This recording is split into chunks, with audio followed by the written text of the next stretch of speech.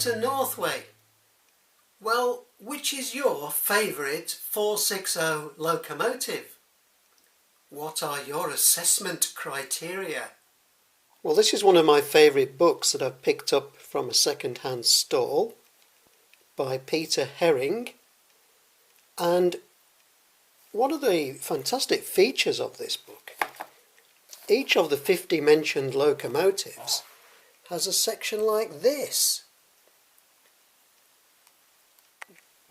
where we've a long list of specifications and details and data about each locomotive.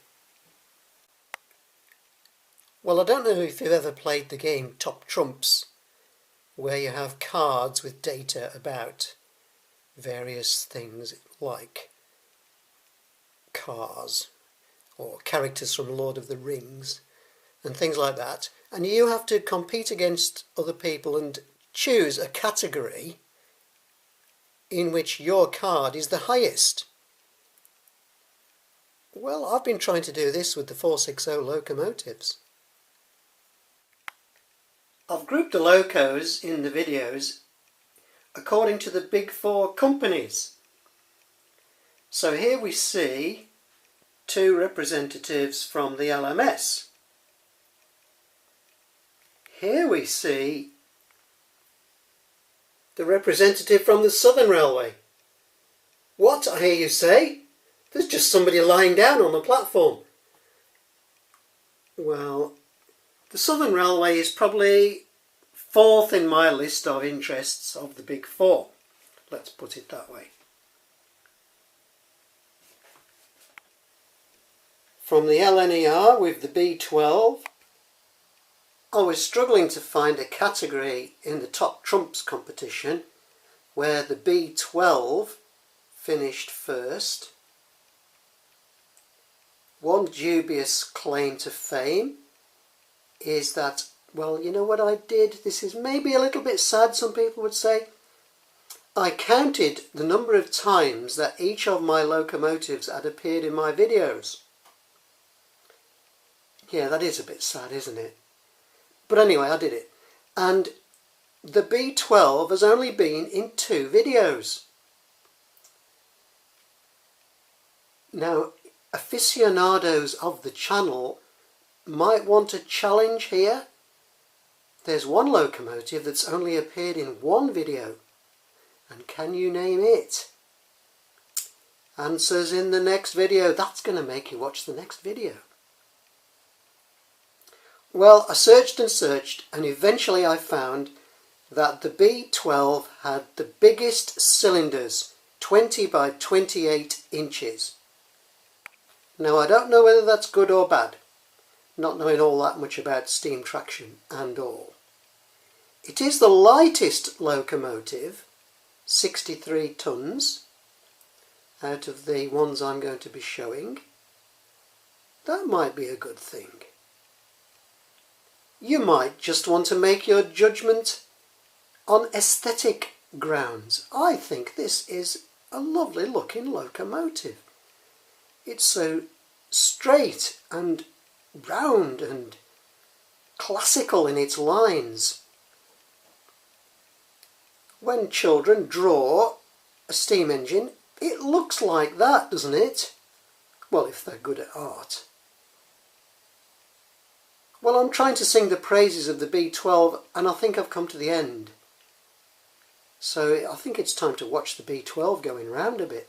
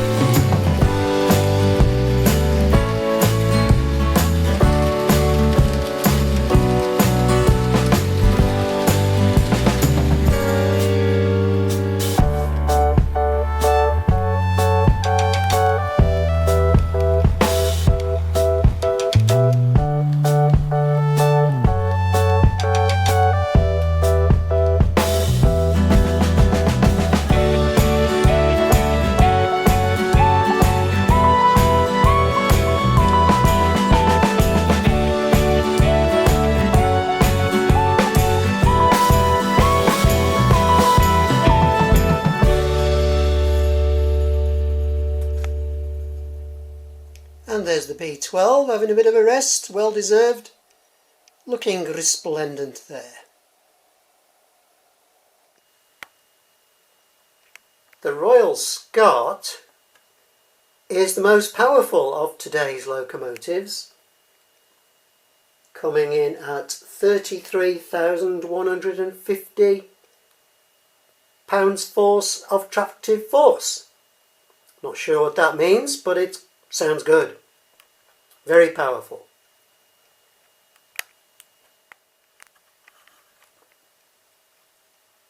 This locomotive wins the Top Trumps competition for the biggest driving wheels, 6 foot 9 inches. The Patriot was themed on the chassis of the Royal Scot with the boiler of the Clawton.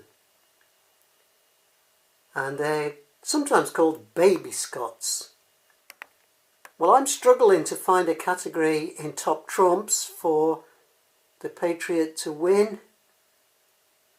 But maybe somebody can tell me one.